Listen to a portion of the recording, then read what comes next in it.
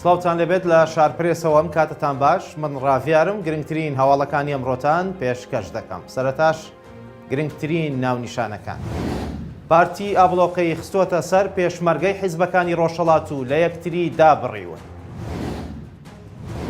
وەزارەتی دەرەوەی ئێران ڕایگەیاند عێراق و هەرێمیش بەڵێنیان پێداون هێزەکانی ڕۆژهەڵات لە ناوچەکانیان دوور بخەنەوە.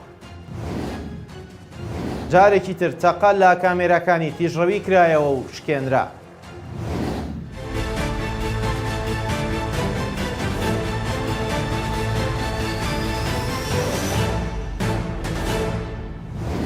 پارتی دیموکراتی کوردستان ئابڵۆقەی خستۆتە سەر پێشمەرگەی حیزبەکانی ڕۆژهەڵات. لەو ڕۆژەی کۆماری ئیسلامی ئێران بنکەی پێشمەرگەکانی ڕۆژهەڵاتی کوردستانی لە ناوچە سنوورەکان بردومان کردووە.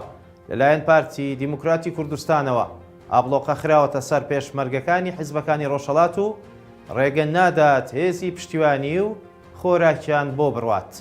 شارپرێس لەسەر زاری سەرچاوەیەکی باڵای نێو حیزبەکانی ڕۆژهەڵاتەوە زانیوێتی ماوەی 10 ڕۆژە کە هێزەکانی سوپای پاسداران لە سنووری حاجی ئۆمەران و باڵەکایەتی و چیاکانی هەڵگورد، بربەزین، بەردەسۆران، سەقەڕ و دەرە بە تۆپخانە و کاتیۆشا و چەکی قورس بردومانی هێزەکانیان دەکات و زیاتر لە 30 درۆنی خۆتەقێنیشی بە بارەگای حیزبەکانی ڕۆژهەڵاتدا تەقاندووەتەوە.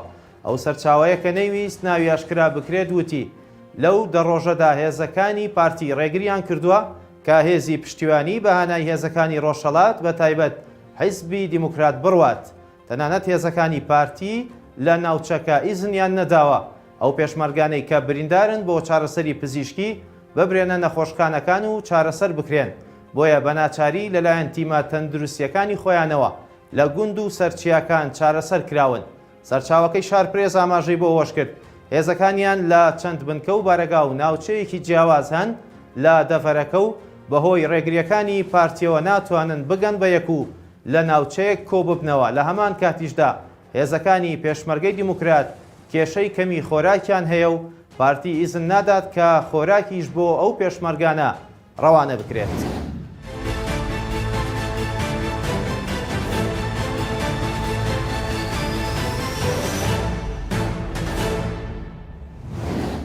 جارێکی تر تەقا لە کامێرەکانی تیژڕەوی کرایەوە و شکێنرا.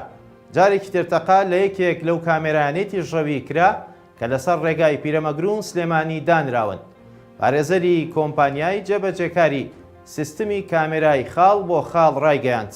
نیوەڕۆی ئەمڕۆ جارێکی تر تەقە لە کامێراکان کراوەتەوە و دەژڵێت زیانێکی زۆر بە خاڵێکی کامێراکان گەیشتووە. لاوەند فەرەیدون پارێزەری کۆمپانیاکە لە میانی لێدوانێکی ڕۆژنامەوانیدا ئاماژەی بۆ ئەوەش کرد لەسەر تەقاکردنەکەی جاری پێشوو سکاڵایان کردووە، بەڵام تاوەکو ئێستا هیچ تۆمەتبارێک دەستگیر نەکراوە و کەیسەکە لە قۆناغی لێکۆڵینەوەدایە. ئەوەش لە کاتێکدایە لە ماوەی ڕابردوودا تەقە لە هەمان ئەو کامێرایانەی ڕێگای پیرەمەگرون بۆ سلێمانی کراو زیان بە کامێراکانی دیاریکردنی تیژڕەوی کەوت.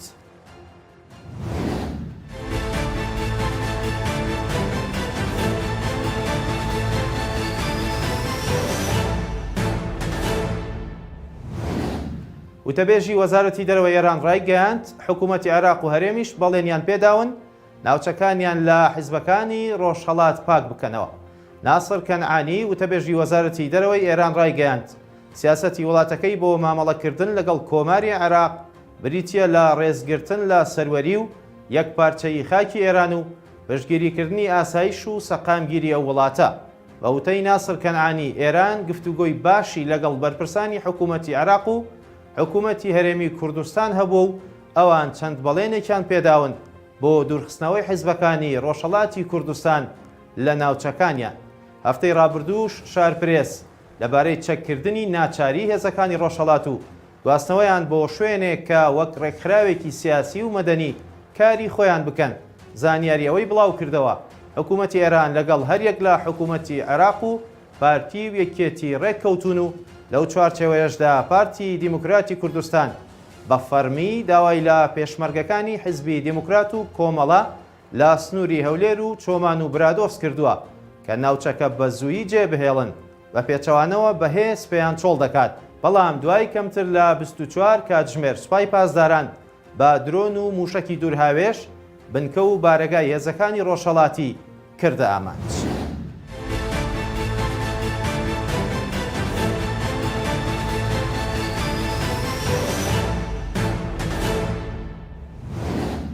لە عێراق کارکردن بە گرێبەستی ئەلکترۆنی دواخرا و بەڕێوەبەری گشتی هاتوچۆش ڕایگەیاند لە پێناو بەرژەوەندی گشتی ئەو بڕیارەیان داوە.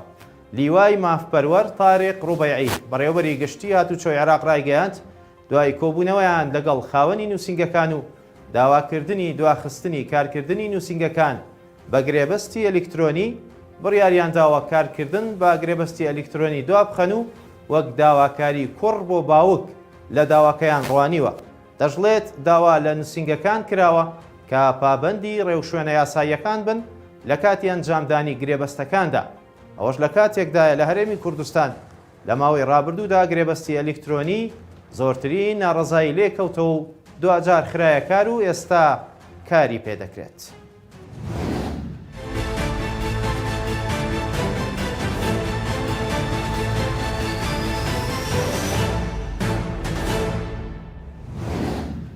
ئەنجومەنی ئاسایشی نێودەوڵەتی لەبارەی دۆخی عێراقەوە کۆ دەبێتەوە. بۆردومانەکانی ئێرانیش تەوەرێکی کۆبوونەوەکەیە.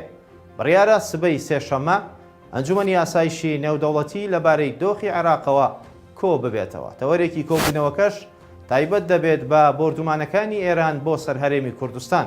هاوکات جێنین پلاسخارت نێردەی تایبەتی سکرتێری گشتی نەتەوە یەکگرتووەکان لە عێراق لاوە کۆبوونەوەکەدا بەشدار دەبێت و تەیەک پێشکەش دەکات.